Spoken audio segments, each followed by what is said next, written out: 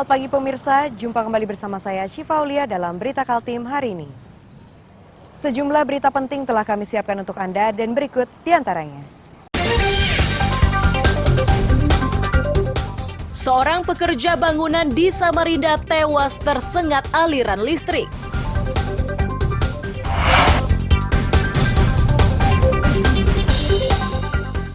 Aktivis lingkungan di Samarinda gelar aksi di depan kantor Gubernur Kaltim terkait maraknya dugaan tambang ilegal.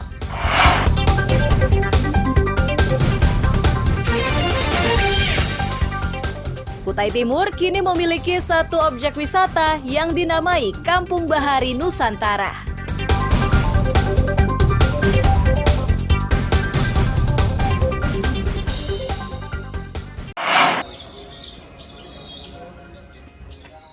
Lokasi kerja kantor Badan Pengelolaan Keuangan dan Aset Daerah atau BPKAD Samarinda, Minggu sore geger menyusul kematian salah satu pekerja. Korban tewas akibat tersengat aliran listrik yang menempel di pipa besi. Rekan korban menyatakan mereka saat itu tengah mengerjakan pondasi tempat parkir. Secara tiba-tiba korban teriak strum. Teriakan tersebut menyebabkan beberapa rekannya berhamburan, sedangkan korban gagal menyelamatkan diri. Angkat.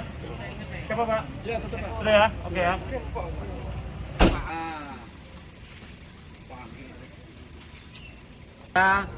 Atas kabel listriknya tuh monceng, makanya dia nyentuh kabel. Aku lari, dia bilang strum gitu. Dia bilang strum gitu. Iya. Apa pas di mana tadi? Iya di situ. Dia campur situ. Sebelahnya. Iya, sebelahnya situ. Oh, gitu. Langsung tiba-tiba. Iya, langsung enggak bisa dilepas. Lepas. Enggak bisa dilepas. Oh, siap ini Sendirian cuma orang dua sama dia itu. yang geser itu dia sendiri. Iya, orang dua. Orang dua. Enggak kena. Pas gitu saya lepas saya. Dia nggak bisa lepas karena kakinya menyentuh besi itu. Oh, nyentuh besi. Besi tiang itu. Suara. Jasad korban dievakuasi ke rumah sakit, sedangkan penyebab pasti kecelakaan kerja masih diselidiki polisi. Amir Hamzah dan tim liputan melaporkan dari Samarinda.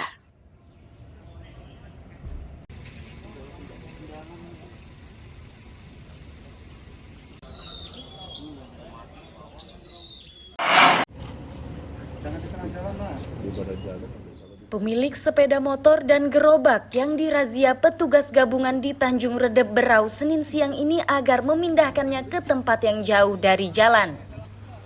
Itu dilakukan karena kendaraan tersebut diparkir di atas badan jalan dan mengganggu arus lalu lintas.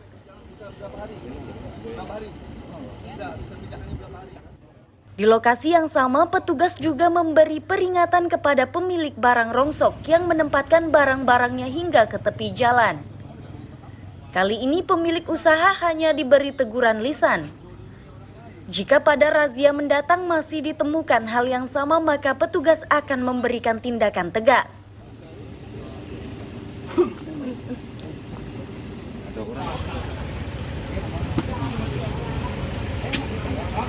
Kemarin ada rapat forum lalu lintas dan angkutan jalan membahas terkait parkir di badan jalan yang mengganggu pergerakan lalu lintas. Nah, hasil rapat kita di hari Kamis kemarin tanggal 25, kita sepakat melaksanakan sosialisasi lapangan pada hari ini. Nah, ini yang kita laksanakan hari ini. Kita fokusnya menghimbau pelaku-pelaku usaha yang mana kendaraan terkait dengan kegiatan usahanya agar parkirnya diatur. Ibu. Warga yang melihat upaya petugas ikut mendukung. Warga menghendaki arus lalu lintas di kawasan tersebut lancar tanpa gangguan tumpukan rongsokan. Bisa lebih leluasan di pergerakan lalu lintasnya. Sebagai warga di sini kita cukup terganggu dengan lalu lintas ini kan. Apalagi kiri kanan ini kadang di sebelah sini juga ditumpukin adanya aparat yang menertibkan ini kami sangat terbantu. Oke, berarti aktivitas mereka ini sudah sering Pak ya menumpuk-numpuk rongsokan ini Pak di pinggir jalan Pak? Iya. Oke, siap. Sudah mati, sudah lama di sini.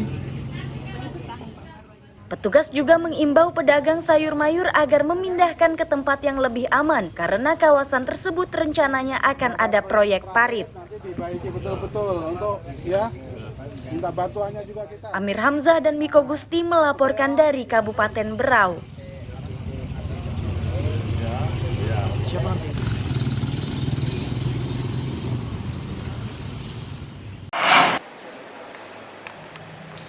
Satreskoba Polres Penajam Pasir Utara meringkus 2 kurir narkoba lintas provinsi. Penangkapan ini terjadi setelah polisi mengintai selama sepekan di daerah Waru. Keduanya adalah HY warga Waru dan HR warga Tanah Bumbu, Kalimantan Selatan. Bersamanya disita barang bukti 41,54 gram sabu-sabu. Kabak Ops Polres PPU AKP Jajat Sudrajat menyatakan HR ini sengaja datang ke Penajam Pasir Utara untuk membeli narkoba. Usai bertransaksi, polisi menangkapnya di salah satu rumah kontrakan. Sementara HY dalam catatan polisi merupakan residivis kasus serupa dan sudah 3 kali dipenjara. Baik, Assalamualaikum warahmatullahi wabarakatuh. Salam sejahtera untuk kita semua. Yaitu TKP-nya di depan rumah kontrakan yang terletak di RT 07 Kelurahan Waru, Kecamatan Waru, Kabupaten Tebet. Kemudian pelaku kami amankan 2 orang pelaku. Yang pertama berinisial HY, yang kedua berinisial HR. Kemudian diamankan pada tersangka 2 orang tersangka yang tadi kami terangkan untuk Pak. Dengan modus operandi tersangka Hanurullah ini memang sengaja mencari barang di PPU. Keduanya kini terancam pidana 20 tahun penjara. Polisi pun masih harus bekerja untuk memburu pemasok narkoba bagi kedua tersangka. Amir Hamzah dan tim liputan melaporkan dari Penajam Pasir Utara.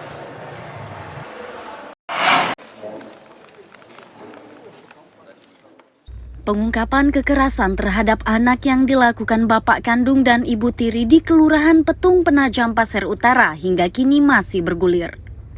Lurah Petung Ahmad Fitriadi menyatakan kekerasan ini terungkap setelah warga mengadu kepadanya melalui percakapan.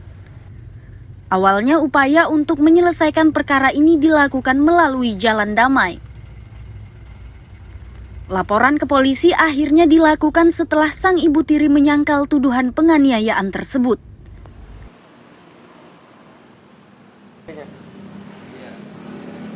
Itu kejadiannya pada saat bulan puasa tahun ini.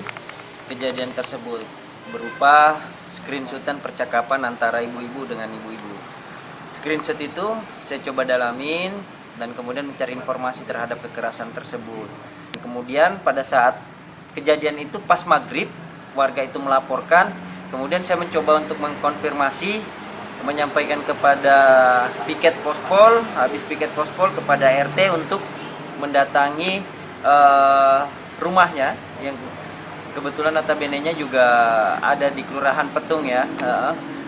Dengan RT-nya di Kelurahan Petung, saya bersama-sama pihak terkait untuk mendatangi dan mencoba untuk mencari kebenaran dari sebuah laporan tersebut. Kini bapak kandung dan ibu tiri korban ditetapkan sebagai tersangka penganiayaan anak di bawah umur dengan ancaman pidana 4 tahun penjara. Amir Hamzah dan tim liputan melaporkan dari Penajam Pasir Utara.